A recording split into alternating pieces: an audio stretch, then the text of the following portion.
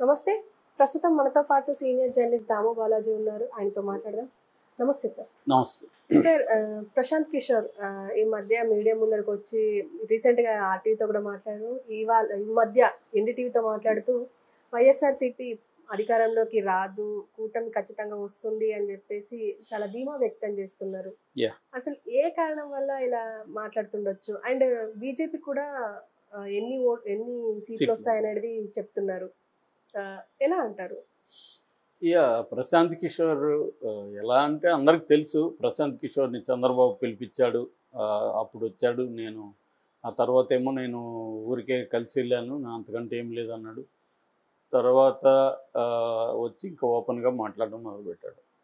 So అంటే క్లియర్గా ప్రశాంత్ కిషోర్ని చంద్రబాబే రంగంలోకి దించినట్టుగా అర్థమవుతుంది. అంటే తనకి 1-2 రకాల సర్వీసెస్ ప్రశాంత్ కిషోర్ చంద్రబాబుకు అందించాడు. ఒకటి వ్యూహాలు, ఎన్నికల్లో వ్యూహాలకు సంబంధించి దేన్ని ఫోకస్ చేయాలి, ఎట్లా మన ప్రచార వ్యూహం ఎలా ఉండాలి అనేది ప్రశాంత్ కిషోర్ ఇచ్చాడు. రెండవది తను కూడా ఒక దాని ఏమంటారు సెఫాలజిస్ట్గా మారిపోయి ఎవరు గెలుస్తారు అని చెప్పడం ద్వారా ప్రజల మైండ్ సెట్ని ఇన్ఫ్లుయెన్స్ చేయడం, ఈ 2 పనులు ప్రశాంత్ కిషోర్ చేస్తున్నాడు కూడా ఇంకా కంటిన్యూస్గా. సో ఫస్ట్లో ఇప్పుడు మనం చూస్తే ఈ 6 ఆయన సూపర్ 6 ఏదైతే ఉందో దాని మీద ప్రధానంగా చంద్రబాబు కానీ పవన్ కళ్యాణ్ కానీ నమ్ముకున్నారు. ఎందుకంటే అవే కర్ణాటకలో కాంగ్రెస్ని గెలిపించాయి, తెలంగాణలో కాంగ్రెస్ని గెలిపించాయి, కాబట్టి ఇక్కడ కూడా అవే గెలిపిస్తాయి. మొదట్లో వాళ్ళు ఏంటంటే యాక్చువల్గా సంక్షేమ పథకాలే వల్లనే రాష్ట్రం అధోగతి పాలైంది, దానివల్ల అప్పులు చేసి సంక్షేమ పథకాలు ఇస్తున్నాడు జగన్, దీనివల్ల శ్రీలంక అయిపోయింది, వెనజులా అయిపోయింది అనేది మాట్లాడారు. అది పెద్ద ఎత్తున ప్రచారం చేశారు అప్పుడు. అయినా కూడా జగన్ అవి పట్టించుకోకుండా చేసుకుంటూ వెళ్ళాడు. ఇప్పుడు మళ్ళీ వాళ్ళే జగన్ 70,000 కోట్లు పరిహరిస్తుంటే చంద్రబాబు 150,000 కోట్లు 1,50,000 కోట్లు ఇస్తానని చెప్పడం అనేది స్టార్ట్ చేశాడు. జగన్ దాన్ని పట్టుకొని ప్రాక్టికల్గా అసలు బడ్జెట్ ఎంత ఉంది, ఆంధ్రప్రదేశ్లో ఎకనామీ ఏంటి, ఎంత ఇవ్వగలము, ఎంతే ఇవ్వగలను నేను, 1,50,000 కోట్లు అయితే ఇవ్వలేరు ఎవరు కూడా. సంపద సృష్టించండి, ఇప్పటికిప్పుడు సంపద అదే మ్యాజిక్ కాదు కదా ఇట్లంటే సంపద సృష్టి రావడానికి. సో కాబట్టి అది పనిచేయలేదు జనంలో. అప్పుడు ప్రశాంత్ కిషోర్ ఒక ఐడియా ఇచ్చాడు, అదేంటంటే ల్యాండ్ టైటిలింగ్ యాక్ట్ మీద నెగిటివ్గా వెళ్ళమని. అంటే పాజిటివ్ క్యాంపెయిన్, నెగిటివ్ క్యాంపెయిన్ 2 ఉంటాయి ఎప్పుడైనా. పాజిటివ్ క్యాంపెయిన్ వచ్చి మేము అధికారంలోకి వస్తే జగన్ కంటే బెటర్గా సంక్షేమ పథకాలు ఇస్తామనేది పాజిటివ్ క్యాంపెయిన్. అది నమ్మలేదు జనం. దానికి ఒక కారణం ఏమంటే చంద్రబాబు నాయుడు గతంలో హామీలు ఇచ్చి నెరవేర్చలేదన్న ఒక విషయాన్ని జగన్ బలంగా తీసుకెళ్ళాడు. చంద్రబాబు గతంలో కూడా చేయలేదు, ఒకప్పుడు సంక్షేమ పథకాల వల్ల రాష్ట్రం దివాలా తీస్తుందన్నారు, ఇప్పుడేమో డబ్బులుగా ఇస్తానంటున్నాడు, ఇచ్చేవాడైతే అలా చెప్పడు, ఇవ్వడు కాబట్టి అలా చెప్తున్నాడు, మీరు దాన్ని నమ్మి మోసపోకండి అనేది జగన్ బలంగా తీసుకెళ్ళాడు. దానివల్ల దాని పట్ల రావాల్సినంత రాలేదు. దాంతో ఈవెన్ తెలుగుదేశం మీడియా కూడా ఒకప్పుడు ఇదే సంక్షేమ పథకాలను విమర్శించి మళ్ళీ అదే సంక్షేమ పథకాలను పొగడాలంటే కొద్దిగా ఇబ్బంది పడింది, అంత అగ్రెసివ్గా తీసుకెళ్ళా. దాంతో వీళ్ళు ఏం చేస్తారు, ల్యాండ్ టైటిలింగ్ యాక్ట్ని చూపించి భూతం మామూలుగా చేశాడు. మామూలుగా ఏంటంటే బిహేవియరల్ ఎకనామిక్స్ అని ఉంటుంది. బిహేవియరల్ ఎకనామిక్స్లో డేనియల్ కానెమాన్ అండ్ అమిస్ త్వార్స్కీ అనే 2 ఇజ్రాయలీ సైకాలజిస్టులు 79లో ప్రాస్పెక్ట్ థియరీ అని ఒక పేపర్ రాశారు. అందులో ఒక కాన్సెప్ట్ ఏంటంటే లాస్ అవర్షన్ అనే కాన్సెప్ట్ ఉంటుంది. మనుషులకి గెయినా లాసా, నీకు ఒక గెయిన్ ఉంటుంది, ఒక లాస్ ఉంటుంది అన్నాం అనుకో, అంటే నీకు ఈ పని చేస్తే 1000 రూపాయలు వస్తుంది, ఈ పని చేయకపోతే 1000 రూపాయలు నీ శాలరీలో కట్ అవుతుంది అన్నాం అనుకో, దేనికి ఎక్కువ స్పందిస్తారంటే లాస్కే ఎక్కువ స్పందిస్తారు. ఇప్పుడు మన ఆఫీస్లో చాలామంది ఉన్నారు, వాళ్ళందరికీ ఒక పని చెప్పి ఈ పని ఎక్స్ట్రా మీరు చేస్తే మీకు ఎక్స్ట్రా 1000 రూపాయలు వస్తాము అనేది ఒకటి చెప్పామనుకో, చాలామంది చీకిపోవచ్చు. ఎందుకంటే వాళ్ళకి 1000 రూపాయలు తర్వాత మనకి ఫ్రీడమ్ లేదు, నేను గర్ల్ ఫ్రెండ్ కలవాలి, బాయ్ ఫ్రెండ్ కలవాలి, వెళ్ళిపోవచ్చు. అదే అట్లా కాదు, మీ ఉన్న జీతంలో కట్ చేస్తాం 1000 రూపాయలు ఈ పని చేయకపోతే అన్నారనుకో, అప్పుడు ఎక్కువ మంది చేస్తారు. ఇది వాళ్ళు ప్రయోగాలు చేసి అనేక మంది మీద కంట్రోల్డ్ అట్మాస్ఫియర్లో ప్రయోగాలు చేసి వాళ్ళు థియరీ చేశారు. ఈ థియరీ నిజానికి మన స్టాక్ ఎక్స్చేంజ్లో కూడా అప్లై అవుతుంది. చాలామంది ఏంటంటే స్టాకులు కొంటారు, షేర్లు కొంటారు, అవి పడిపోతున్నప్పుడు వాళ్ళు భయపడి అమ్మేస్తూ ఉంటారు. ఇదే ఇక్కడ లాస్ అవర్షన్. నిజానికి షేర్ మార్కెట్ అంటేనే లాంగ్ టర్మ్ చేయాలి. డే ట్రేడింగ్, పొజిషనల్ ట్రేడింగ్ అది వేరే కథ.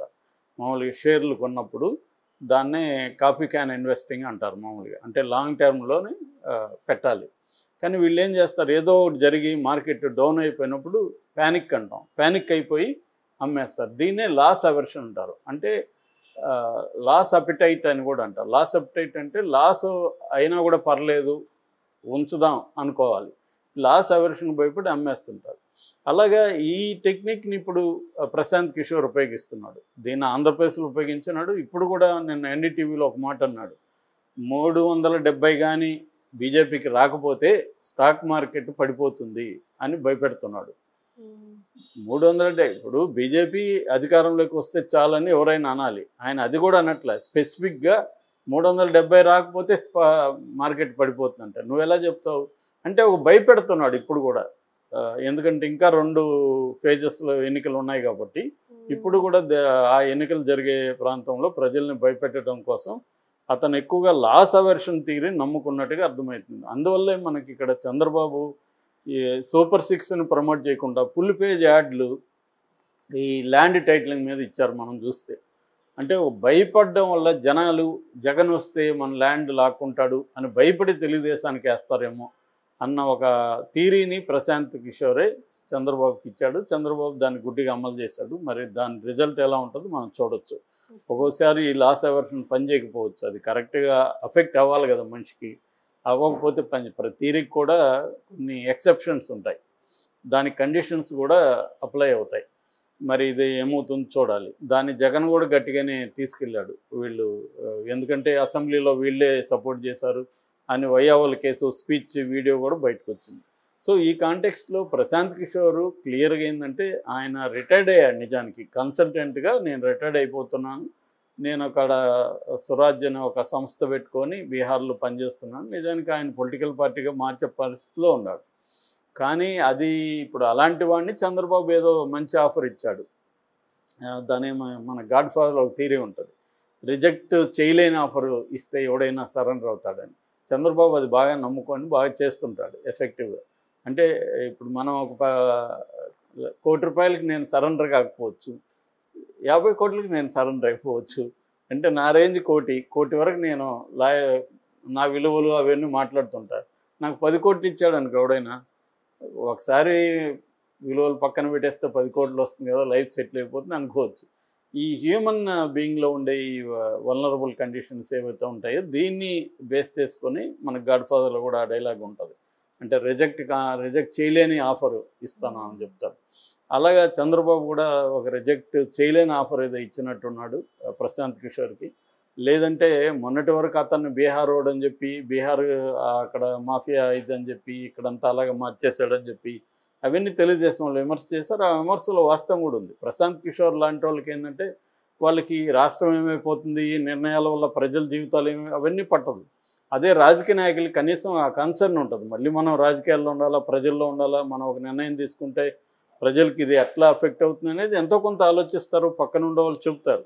కన్సల్టెంట్లో ఆలోచించారు. కన్సల్టెంట్ వాళ్ళకి గెలుపు ఓటమి తప్ప ఇంకేం ఉండదు వాళ్ళకి. సో గెలవడానికి ఏమైనా చేద్దాం అనుకుంటారు వాళ్ళు. శ్మశానంగా మారిపోయిన పర్లేదు గెలుపు ఇంపార్టెంట్ అన్న మైండ్ సెట్లోకి వాళ్ళు వెళ్ళిపోతారు.